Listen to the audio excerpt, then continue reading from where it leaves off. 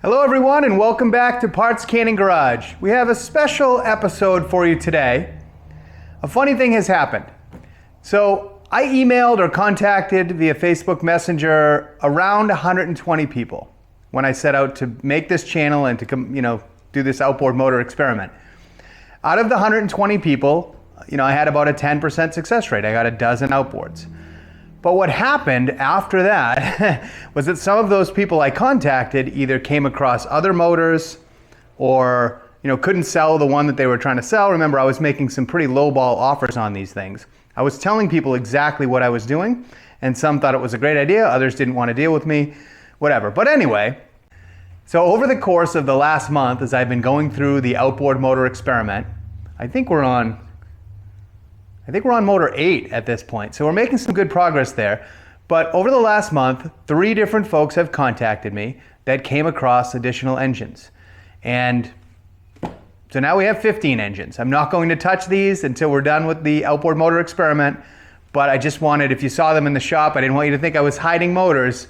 I think this is a great thing that happened. So let me go through them real quick with you today. That's all this episode is about, and one of the 3 is incredibly special and very rare. And I've actually wanted one for about 20 years, believe it or not. So, what we have here is, the first one we got is an Evinrude fisherman. We already have an Evinrude fisherman. You may remember Moldy Magoo. Well, this is an exact clone of Moldy Magoo. It's been painted blue. If we didn't have a brown bomber, I would call this the blue bomber. So we're going to need a name for this. I'd love for people to name these. This may be Smurf or something, I don't know, but it's been painted with a paintbrush blue. It's a 5 horsepower Evinrude fisherman. It's a 1962, and it supposedly ran when it was put away a long time ago. It was in this big storage unit thing. Interestingly enough, this handle, which I'm still not sure what to call it, this was broken on Krusty Krab. Remember where the tiller handle connected? That was broken. This is the same piece, but this one's broken in a different spot. And just today,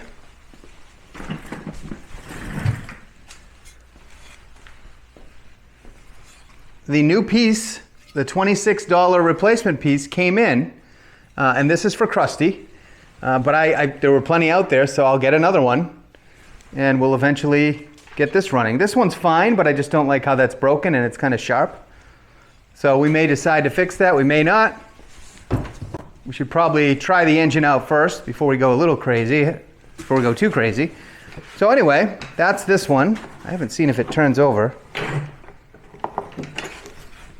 It's clearly in gear or something here. I think the propeller was spinning. Yep. It turns over. It's got all the knobs. So I'll take you on a quick tour. But I want to introduce these 2 first. The second motor that I got, so this one was free, by the way. I don't know if I mentioned that. I'm rambling on a bit, but this was free. I bought another motor from the guy. He told me he had another one if he could ever get to it. He got to it, sent me a message, and pretty cool. So I think this was the same guy that sold us Krusty.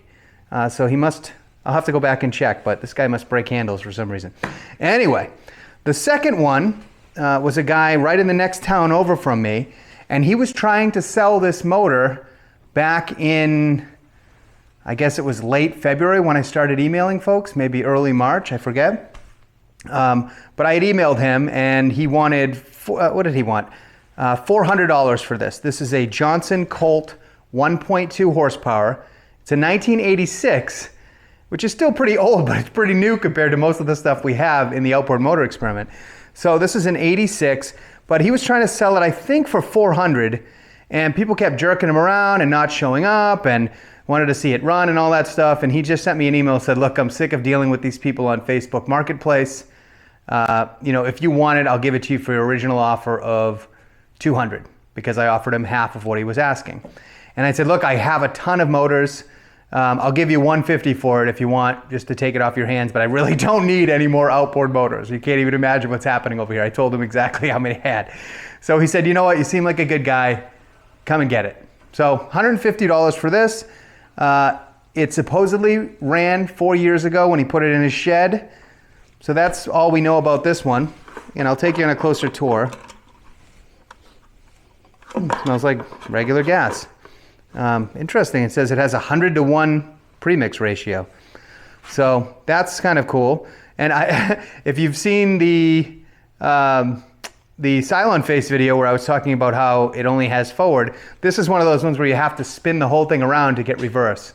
So I don't know if it's on camera well enough to see this, but you basically, if you need reverse, you spin it around, and then what's kind of cool is the tiller handle flips back this way.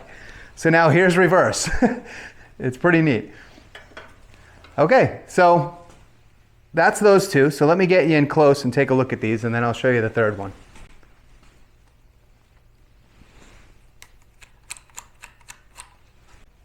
So this one is actually in pretty good shape. It's dirty. I don't like this, house paint job on it, but if you look really closely, it's not, besides that broken handle, it's really not beat up. Everything looks pretty clean. There's not really even any chips on it, so I'm sure that was dropped on that handle, and that happens. So let's pull the top off. We know how to work on this one. Okay, so there's a little bit of dirt inside, but in general it looks pretty good.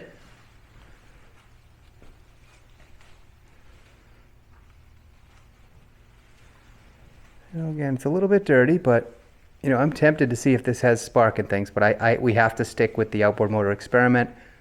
I really do want to get through that. Looks like maybe it has a new head on it because it's white. Although I don't know, maybe they came like that. Here's that float bowl that we've seen, / filter. Okay, so that's that one. Put that for now. Then over to the old Johnson. And this thing is cool. It's a Colt. This looks, similar to the Evinrude mate, but the mate is much older and looks a lot cooler. This is definitely, looks a little bit more modern. Maybe some more plastic on it. Look at that little propeller. It's a 3-blade, strange looking propeller. Okay, and looking at the control panel on this, since this is completely new to us, so we have stop. Yeah, there's no throttle on the tiller handle. So this is your throttle. So you have stop. And then, I don't really know what that symbol indicates. Is that maybe the starting position? We'll have to get into that. I haven't pulled this one, so. Yeah, it turns over. And then you have a low and a high speed mixture, and it looks like a choke. So that's that one. Okay, let me put this back on the tripod. Please definitely throw names in the comments. Imagine how proud you'd be if you were to name a blue painted outboard. Could be your claim to fame. I hope not. So you're probably saying, Jay, I thought you had 3 outboards. What the heck's going on? Where are these outboards? Well, what the heck is this thing? What am I doing? What is this? Let's make some room for this thing. Out of all the outboards that I have right now, I am most excited about this one. Mainly because I've always wanted one of these, and I used to hang out at this dock that was near the ocean, and it's where a lot of fishing boats would come in, and when they caught tuna, they would come in and sell the tuna right there at the pier. They'd hoist them up and weigh them, and then a buyer would come down and pack it on ice, and it was something I really enjoyed watching, especially since the buyers were always in limousines, these rich buyers. I don't even know what was going on. But one day a yacht was parked nearby, a beautiful old Chris Craft, I think it was a Constellation, one of those big wooden yachts. It was gorgeous. And the guy launched his tender, and then I see him carrying this thing from down below, out to the dock, and put it on the dock, and my mind was blown. I was really into Transformers and things like that at the time, and I was just blown away by this thing. So what we have in front of us here is a 1969 4 horsepower, incredibly rare folding Evinrude. I've been looking for one of these forever, and what happened was one of the guys that, I think the guy that I bought Brown Bomber from, the Buccaneer, he does estate sales and cleaning things out, and he found that, I think, in a church basement or something when he was hired to clean it out. So he was hired to clean out what he called a mansion, and found this in the basement of the mansion. Didn't know what the heck it was until he cracked it open, and immediately contacted me and said, I got something that you might want. So, without further ado, let me just give you the tour of the outside. You see the Evinrude logo on here. The hinge has failed, so I'll replace the hinge. It's a pretty standard looking hinge on this side. But this thing should open like a clamshell. And what do you know? There's a folded in half Evinrude 4 horsepower in here. I am just blown away by how cool this is. I have to be really careful with this case because this case is actually worth more than the engine from what I've been looking at. None of these cases survived. It's a brittle plastic and it's carrying around an outboard, so let's try not to break that. But here it is. Let's see if we can get it out on this table without breaking something. So it's got a lift handle here. And this case is all custom made. It even has a section right here which holds the 2 tubes. So, I mean, it's pretty neat that they made a custom case for an engine. And the whole point of this was for keeping on your yacht. When you have a tender, which is a dinghy. In fact, so the reason I haven't weighed these outboards yet is because my scale is on a electric ceiling hoist. And right now, my dinghy is up there. So there it is. And what's interesting is this is very similar to the dinghy I saw a long time ago. So what you do if you have a yacht or whatever the heck you have, you launch your dinghy, which is hung on what's called the davit. You put the dinghy in the water, and then you get your outboard motor wherever the heck that is. And usually it's really a pain to store outboards. They leak and they just don't fit in places. And Evinrude saw an opportunity and came up with this folding egg thing. So it's all self-contained. If anything leaks out, it goes into that case. I just think it's really cool. I don't know if anybody makes anything like that today, but we have one. So let's get back to taking a look at it. All right, so I'm talking quite a bit here because I'm really excited about this. You're probably like, shut up, Jay, we just want to see the outboard. So I don't really even know how to use this thing. Okay, when I picked it up, we took it out of the case and the guy showed me how to do it because he was playing around with it. He wasn't a boater, but he thought it was really cool too. So there's a little lock on it on the side here. I mean, this is part of the motor. It's a spring-loaded pin. So this isn't just like a regular Evinrude that they just chopped in half. They actually custom made this thing. So you pull this pin up. Again, it's spring-loaded. It's really nice. And then this flexes out. And wow, is that neat. And there's even a little stand. And then this goes up, and this is a locking mechanism. So you'd lock that in, crank it down, and then there's one on the back. Wow, this is so neat. Even these stainless locks are neat. Wow. And that's it.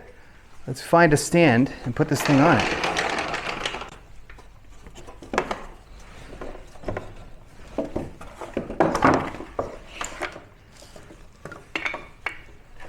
You don't know how tempted I am to try to start this up, but I won't.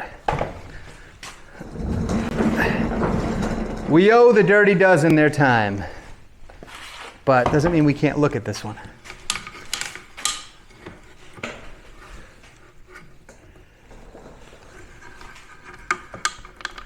This is so cool.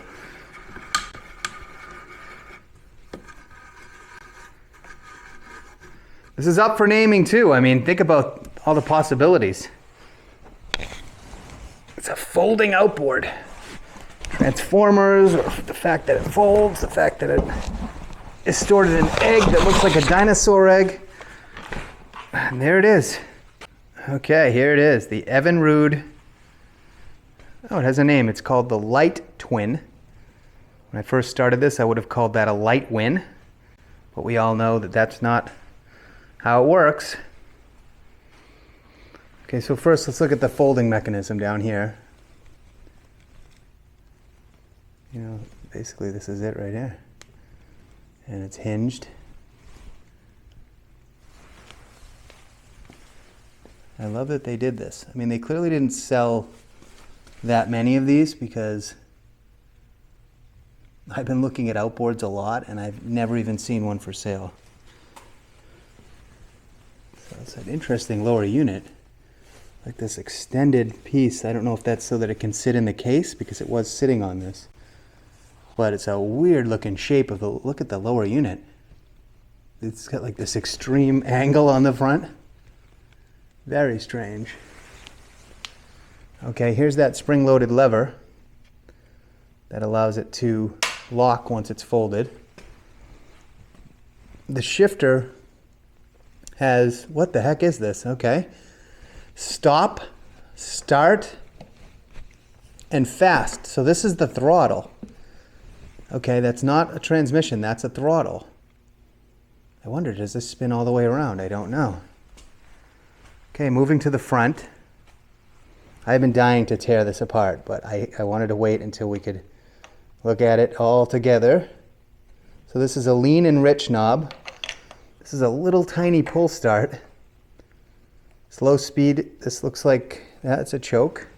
It's got the standard Evinrude fuel connector on it.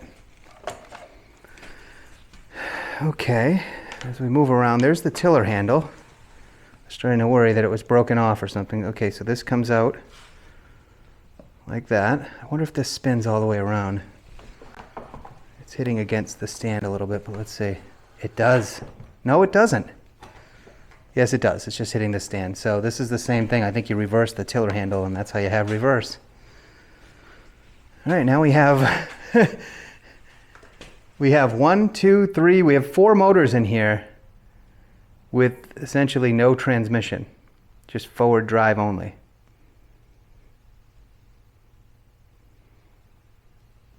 So again, this is a 4 horsepower 1969 Evinrude Light Win. And this is definitely going to be on the channel. You're probably going to see it on that dinghy that I just showed you up top. And I am just so thrilled to own one of these. So I'll try to get a close-up on the whole case as I put this away so you can see the whole experience. Remember, my plan was to sell all of these things, but I'll tell you, this one's going to be a tough one. This one may have to become my own private outboard. I'm just going to pull this start. I think I'm off camera, but I'm just going to pull the starter. Yeah, it turns over great.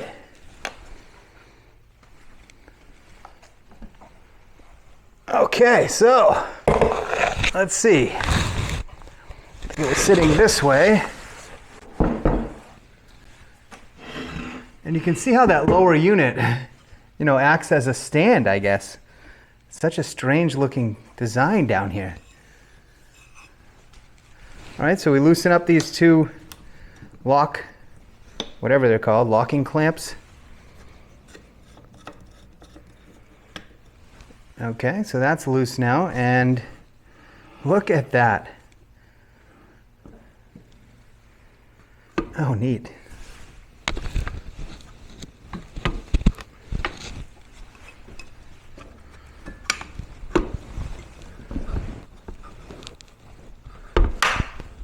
You lift up that little lever and lock it right down. Wow, is that nice.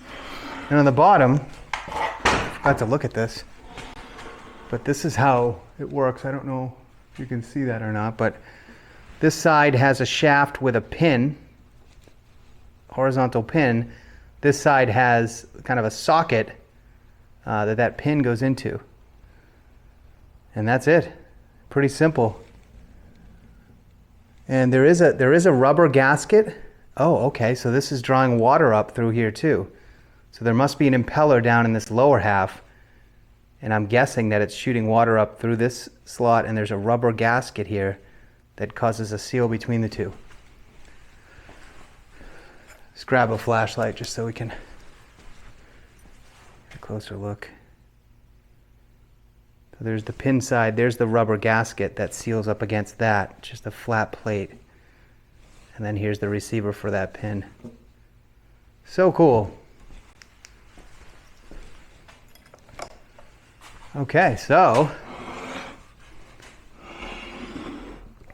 we get our little dinosaur egg ready, which again has these custom little areas for things to go into. So we put that down, grab the lift handle, try not to break it. Okay, there we go. And then you can see how there's a little, very hard to see, but it sits on a triangle that's built into the case, so it keeps it really stable. I think that's it.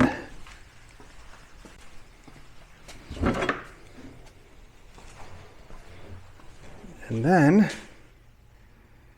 just so you can see, there's a hinge on the back, and then there's two on the side. Luckily we have one intact, so I know what to buy. These are just like luggage clasps that are riveted on, so we can fix that. Then it goes through, and what's kind of neat is they put the handle here, and when you reach into this plastic case, you're actually grabbing this handle. So you're not putting any load on the plastic itself. So when you pick it up, you know, you're carrying just the motor, it just happens to have a case around it. I don't know, I just think it's so cool. And this is going to definitely go through our patented 8-step process. And I can't wait to see this thing clean. I mean, it's just got dirt and mud spots and maybe some mold all over it. My hands are super dirty just from touching this thing.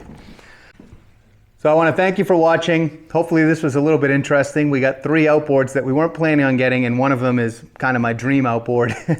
I love this darn thing. So you're going to see all of these fixed up and hopefully running, hopefully pushing maybe that dinghy around. So stay tuned. We got a lot more cool content to come. Take care. Bye-bye.